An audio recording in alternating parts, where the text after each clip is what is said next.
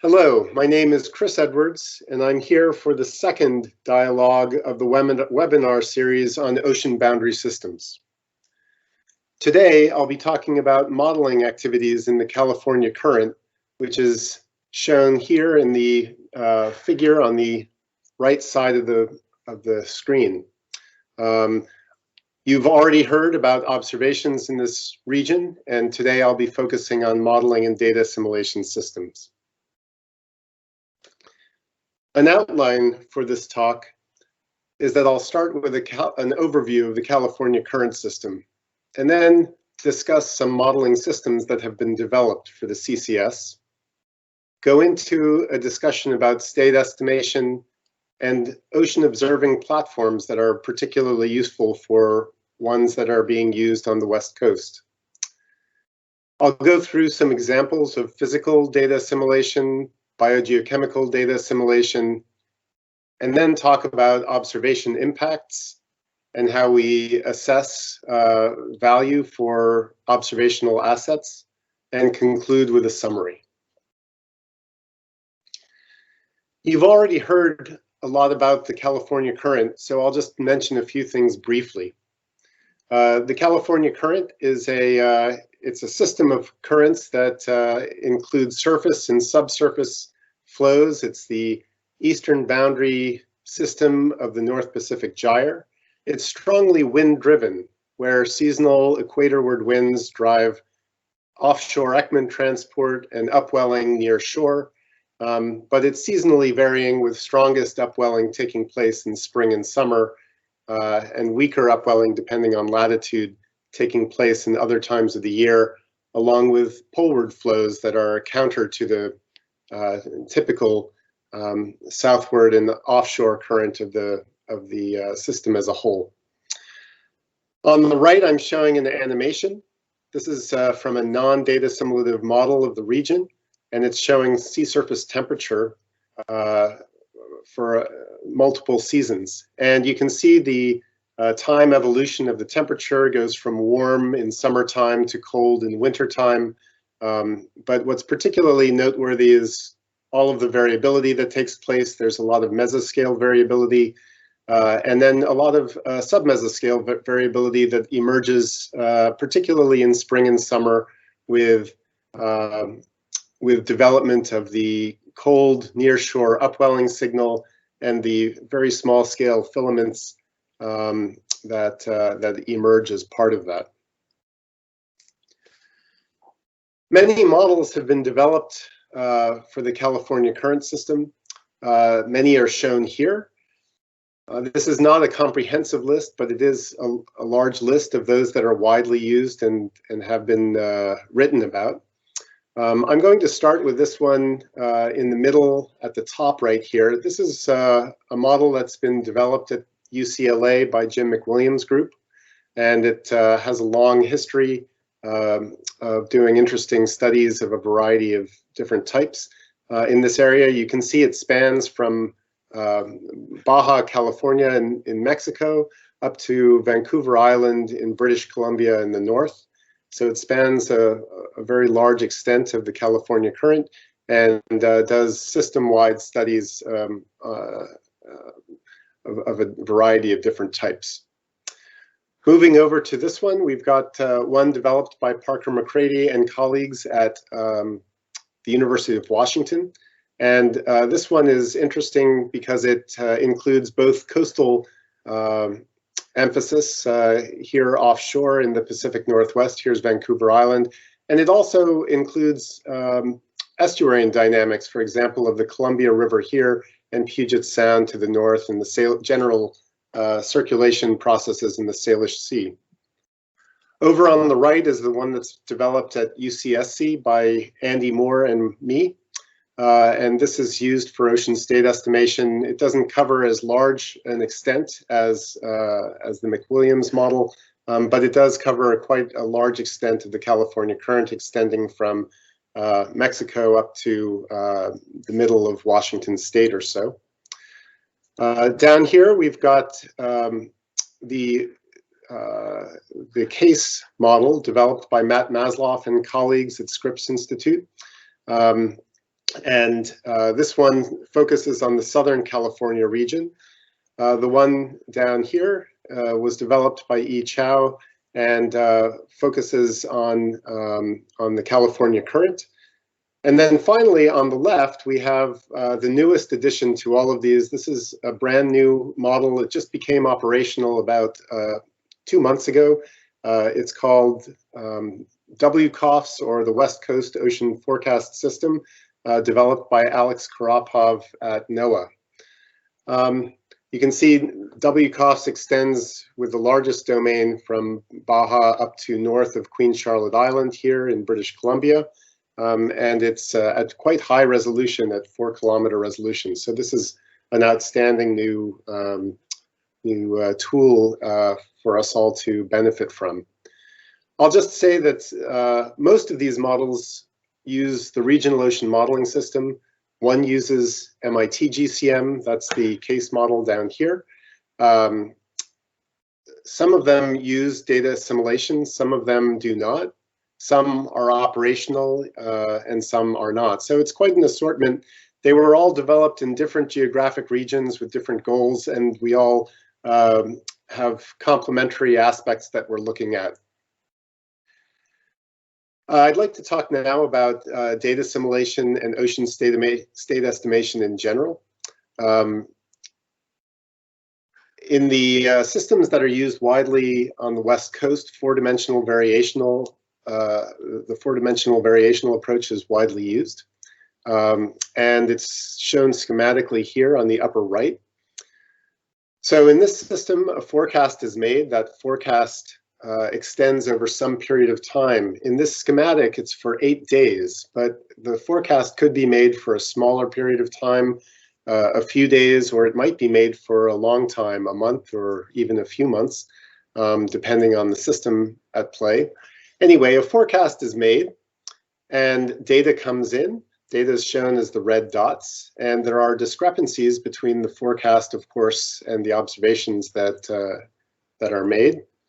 And data assimilation seeks to reduce the model data misfit by accounting for errors in the model forecast as well as observational errors, and adjusting control variables such as model initial conditions, surface forcing, or lateral boundary conditions, so that a new run, called the analysis here and shown in blue, is closer to the data than the forecast originally was. It's a rigorous method where these errors are accounted for, and information that comes midway in the forecast is related to, say, model initial conditions through model dynamics, which are linearized for the procedure of the 40 var method. An alternate method that's widely used globally, but not so widely used in the California current system, is the ensemble Kalman filter, which is shown in the bottom right. And in this case, we have an ensemble of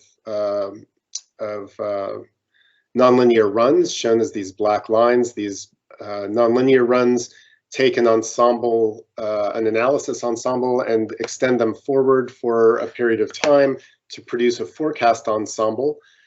Differences between the state estimated by the forecast ensemble and data that comes in are calculated, and an update to the estimated state and the ensemble members are made, and then they're stepped forward for another assimilation cycle. In both cases, errors of both the ensemble and the observations are rigorously accounted for. And you can see from both of these examples that data assimilation proceeds in cycles, and that's shown schematically here with in this case, an 8-day cycle. A forecast is made for some period of time, 8 days. The analysis is made, and then a new cycle is initialized with some state from that prior analysis, and a forecast is made from that. In this case, it's being made at the midpoint of the previous analysis cycle, but it could be made at the end or 1 day into the cycle, or so on. It depends on the system. All right, Let's discuss some observations that have been widely used for assimilation in the California current system. You've heard about observations previously, but I'm just going to emphasize the ones that are used in assimilation. These are routine observations, usually automatically collected and downloadable. They often have high spatial resolution and routine, regular temporal coverage. So examples that, of course, are very useful are sea surface height in the upper left, sea surface temperature, both from satellite. You've heard about the spectacular gliders that are covering the West Coast now. There are several lines that are routinely sampling in situ temperature and salinity, and increasingly other variables as well. In addition, there are the Argo floats that are more sparse than the glider lines and do not collect as much information, but they're at different locations and at different times, of course, than the gliders. So they provide complementary in situ information. Very useful in coastal systems are the HF radars, which provide estimates of surface currents from the coast to some distance offshore. And then finally, there are routine shipboard lines that are occupied, in this case, from the CalCoffee program in Southern California. Shipboard measurements are not as routine or regularly sampled as these other systems, but they do provide additional complementary in situ data, which can improve state estimates. In addition to these platforms, of course, are moorings and nearshore stations and buoys, and those, of course, provide additional information, often for evaluation of model estimates. Here's an example of data assimilation. It's a very simple example. I'm showing it on the upper left here for sea surface temperature. Here's a forecast estimate. It's what we call the prior estimate, and it's a model solution, in this case showing SST. It shows plausible structure for this region of the Central California coast. Observations come in and show discrepancies between the prior estimate and the data. So for example, you can see the cool waters here just offshore and somewhat warmer waters near the coast, a little bit in the southern part of this domain. And the 40 VAR approach blends these two pieces of information to produce a posterior estimate that is some synthesis of both of these signals. So you can see the general structure is very similar to the prior, but the waters in the northern part of the domain have become cooler, and the waters along the coast in the southern part of the domain are somewhat warmer here. So that's the demonstration for what is happening. And here's a demonstration on the right side and the lower part about how this can make a difference to quantities of interest. So in this particular case, the quantity of interest is eddy kinetic energy, and I'm showing a time series from a very long 30-year state estimate that was done by Andy Moore. It's an average of EKE in some area along the central coast and offshore. And the model without data assimilation is shown as blue, and the model with data assimilation is shown as red. And the second model with assimilation is shown in black, that used a different surface forcing field. And the point is to show that the presence of observational data, in this case, sea surface temperature early in the record, and then a combination of sea surface temperature and sea surface height, and then increasing in situ data as time goes on, makes a substantial difference to the state estimate. Now, it's very important to ask questions about why the model has low eddy kinetic energy without data assimilation, and it might be for reasons that are fixable, related to surface forcing or model resolution or so on. But this is showing how data assimilation can correct for or improve quantities of interest with forward models that are not quite right. Here's a demonstration similar to that, but from a much more recent effort. This is from the NOAA West Coast Ocean Forecast System that I mentioned at the beginning. So I'm showing HF radar here, and this is work, of course, done by Alex Karapov. He averages the alongshore currents in different regions of the coast, in this case, the Central California coast, shown as the red box here. And I'm showing the non-assimilative example in blue and the assimilative example in green, where the observations are shown in gray. Now, the area averaged alongshore current, there is a quantitative difference between the prior and the posterior one-day forecasts. They're small on this graph, but they are nonetheless quantitatively significant, and they're quite large during some periods, indeed showing overall currents in the wrong direction sometimes in the non-assimilative estimate. Perhaps more useful quantitative estimate is that for the root mean squared error, where you can see the reduction in error from the non-data assimilative approach to a lower error with data assimilation. So this just shows how data assimilation not only improves the state estimates for when data is being assimilated, but it also improves forecasts, which of course are one of the motivations for these products.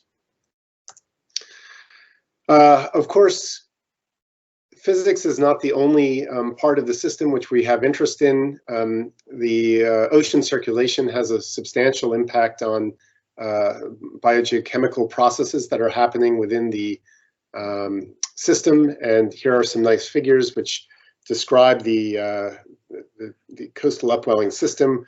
With alongshore winds, you get the upwelling of cold, nutrient-rich water. In addition, there's a wind stress curl, which is bringing weekly transporting subsurface waters to the surface. And the difference between these two mechanisms, one strong coastal upwelling and the other weak interior upwelling, drives different community structures and different biological regimes within the California current. And here's a nice picture which shows the chlorophyll response to that.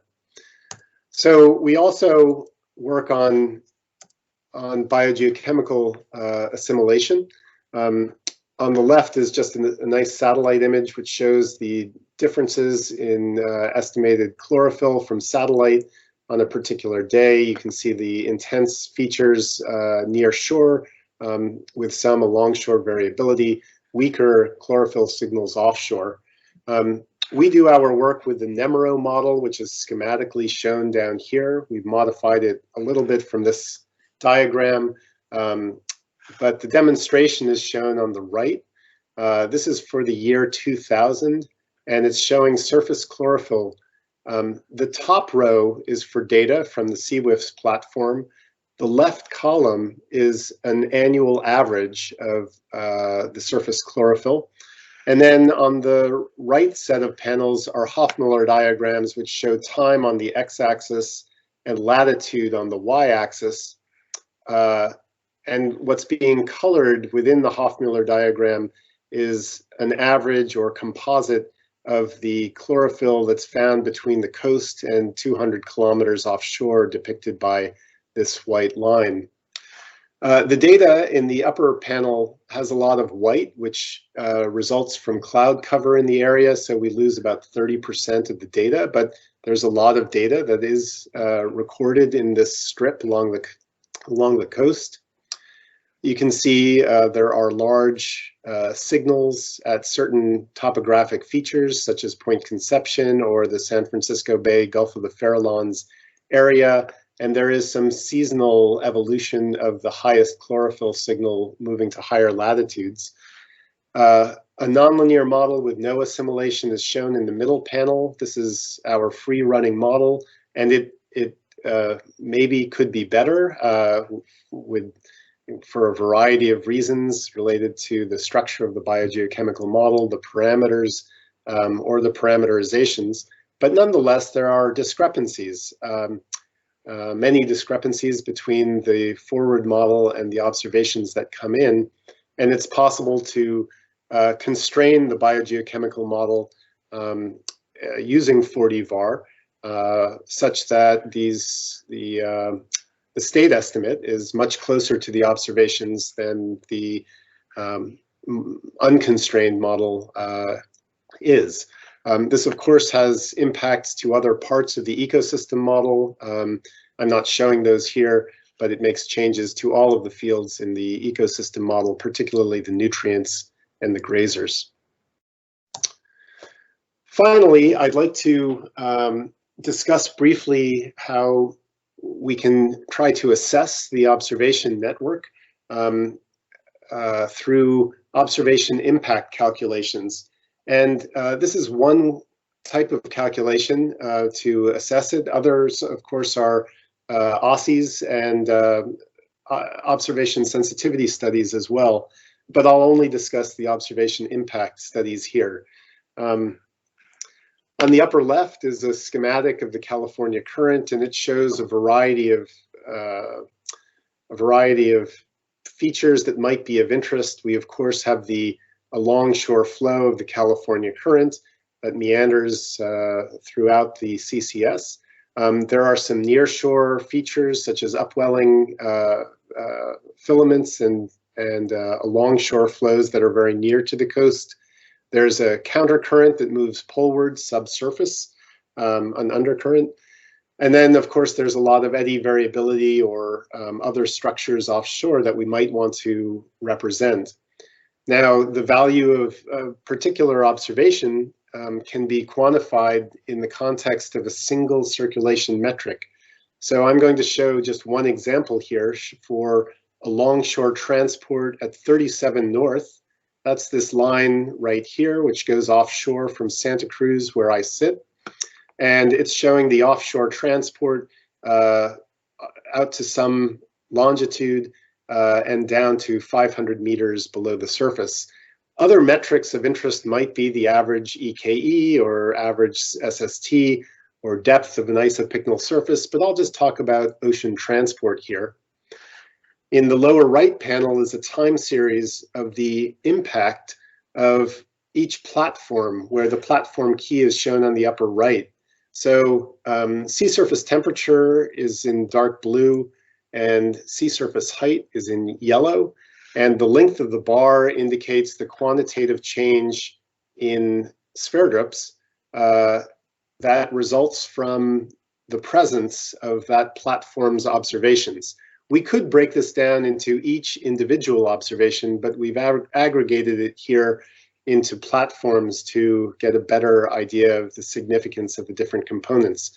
So if you look at this time series, which spans a couple of years, the largest bars are blue and yellow, which indicates that for this transport metric, SST and SSH are very important. But actually, the in situ measurements are also very important. The in situ temperature and salinity are shown as green and light blue bars, and they have significant presence in here as well. And in fact, if you normalize these impacts to the number of observations on an observation per observation basis, the in situ data is really very, very important. So anyway, we try to assess the values of the observation system and can use this information as feedback to the observing community. Who could use state estimates? I'll just mention a long list of groups. So people use them for creating improved upwelling indices in the areas. We can use the information produced in the state estimates for predicting HABs, harmful algal blooms. Fisheries management is a very big user of our ocean state estimates in creating species distribution maps for managed species. In principle, other groups as well could find value in this, aquaculture groups, marine protected areas, which are trying to understand what the ocean state is within the different protected regions, recreational users, of course, oil spill mitigation, Coast Guard search and rescue, and shipping industry identifying routes can find value in these ocean state estimates. So in summary, I have described how modeling systems are active on the West Coast. They're valuable components of the overall observing system. Data assimilation is valuable, but not used in all operational systems. I've emphasized data assimilation here, but of course, non-data assimilative systems are also used and extremely useful. With data assimilation, the value is that you synthesize large sets of diverse and sparse observations, interpolating them and extrapolating them in time and space. Of course, to do this, you need an observational program, and we've found satellites and gliders and floats and HF radar to be particularly useful for assimilation, with additional data sets also valuable: moorings, buoys, nearshore stations, shipboard operations, and so on. The physical state estimation, just like it is at the global stage, is very mature for regional systems. Biological state estimation is increasingly mature. It's being used routinely, and then there are methods, observation impacts, for example, where modeling can shed light on the utility and value of different observational platforms or different observation locations, and can feed back on the observing system. So thank you very much. I hope this has been useful, and I look forward to talking with you again on June 8th.